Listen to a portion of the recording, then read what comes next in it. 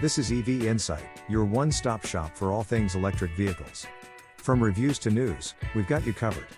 Coming up shortly. Tesla Model Y on the brink.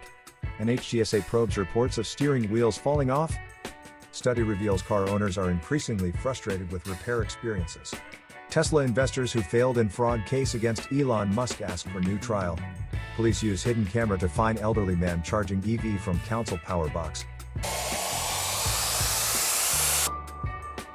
The National Highway Traffic Safety Administration, NHTSA, has opened an investigation into the Tesla Model Y over concerns that its steering wheels can detach from the steering column. The investigation comes after the NHTSA received 11 complaints from owners of the electric SUV, who reported that the steering wheel came loose while they were driving. No accidents or injuries related to the issue have been reported. According to the NHTSA, the affected Model Y vehicles were manufactured between 2020 and 2021.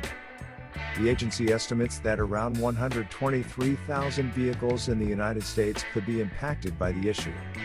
Tesla has responded to the investigation by saying that it is fully cooperating with the NHTSA and that it has not found any defects in its manufacturing process that would cause the steering wheel to detach. The Model Y is Tesla's mid-sized SUV, and it has become an increasingly important part of the company's product lineup. The vehicle was first introduced in March 2019 and began shipping to customers in March 2020.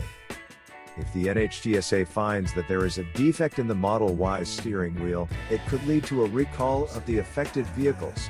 However, it's important to note that the investigation is still in its early stages, and it's unclear what the outcome will be. Tesla has faced several investigations and recalls in recent years, including an investigation into the Model S's battery fires and a recall of Model X SUVs over issues with the rear seats. Study reveals car owners are increasingly frustrated with repair experiences.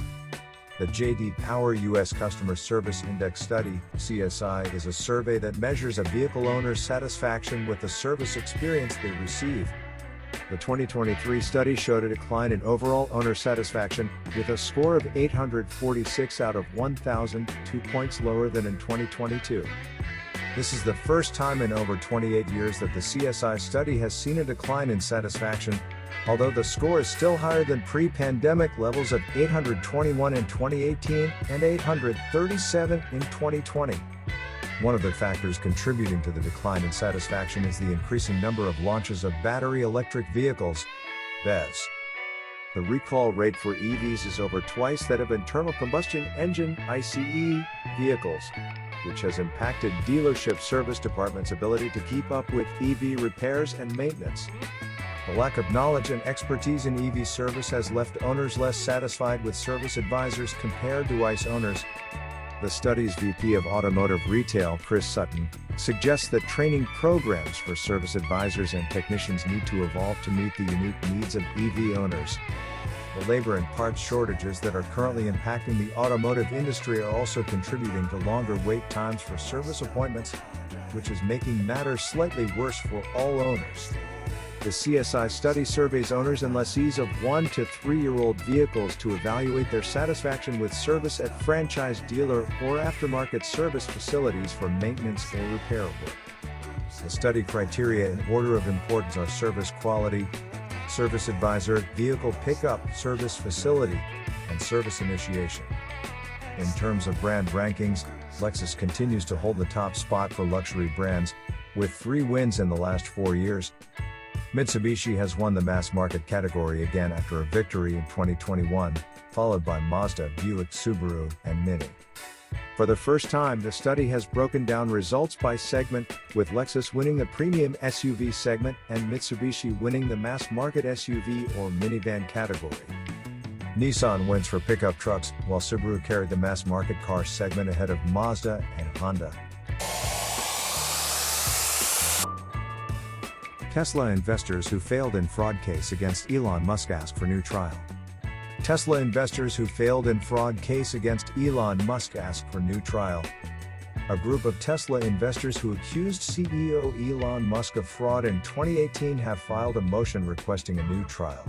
The investor's previous case against Musk, which claimed he had made false and misleading statements about taking the company private, was dismissed by a federal judge in 2019. The investors, who include the Laborers District Council and the Iron Workers Pension Fund, argue that the court erred in its decision to dismiss the case. They claim that Musk's tweets about taking Tesla private at $420 a share, which he later claimed were a joke, caused the company's stock price to soar, leading to substantial losses for investors who sold their shares at lower prices. The investors are seeking to have the case reopened, alleging that new evidence has come to light since the initial dismissal. They also argue that the judge did not adequately consider the impact of Musk's tweets on the market, and that the case should be reconsidered in light of recent developments. Musk has faced legal challenges in the past over his tweets, including a settlement with the SEC in 2018 in which he agreed to step down as chairman of Tesla's board and pay a $20 million fine over tweets about taking the company private. However, Musk has remained vocal on social media, often using Twitter to promote Tesla and its products. It remains to be seen whether the investors will be successful in their bid for a new trial. The case highlights the ongoing scrutiny surrounding Musk and his actions as the head of Tesla, and the potential impact that social media can have on the stock market.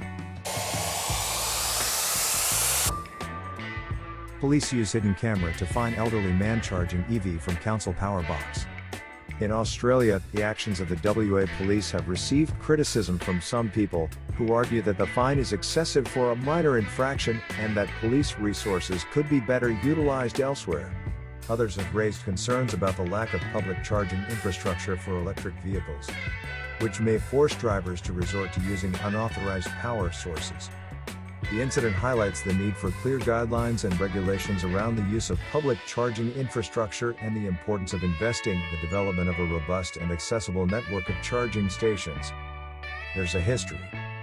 The WA Tesla Owners Club Chair and EVA Committee member, Rob Dean, mentioned that there have been previous crackdowns on illegal charging in the area, including a warning given to a Tesla Model S driver in 2018. The Shire reportedly has an EV charger at the council building, but users are required to ask for permission before using it. The Mount Barker police tweeted a photo from the hidden camera footage, but the tweet was later deleted, along with another tweet from the WA police clarifying that stealing electricity for EV charging is illegal and will result in prosecution. The driver who was caught plugging his EV into the council power box was fined $500. According to the chair of the Australian Electric Vehicle Association, AEVA, NTA, the council could have done more to provide charging infrastructure or prevent the unauthorized use of the power box in question. They suggested that a $10 lockbox could have been installed if the council did not want people to charge their electric vehicles from the box. They also advised electric vehicle owners to always seek permission before using any charging point that is not on a charging network. He highlighted that there is only one non-Tesla charging station between Perth and Albany and Kojonup, but this charging station has been out of service for approximately a week and a half, according to the PlugShare app.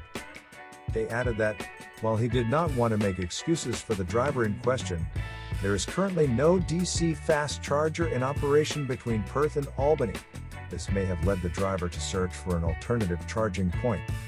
They noted that the power box used by the driver is three-phase, meaning it is 3 times faster than the council-supplied charge station at the visitor center. He emphasized that while free charging is not necessary, access to charging stations, whether paid or not, is essential to attract more tourists to the area.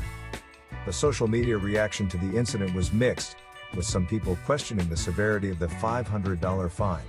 They argued that the cost of charging would have been much less than the fine, but they also acknowledged that using electricity without permission is not acceptable.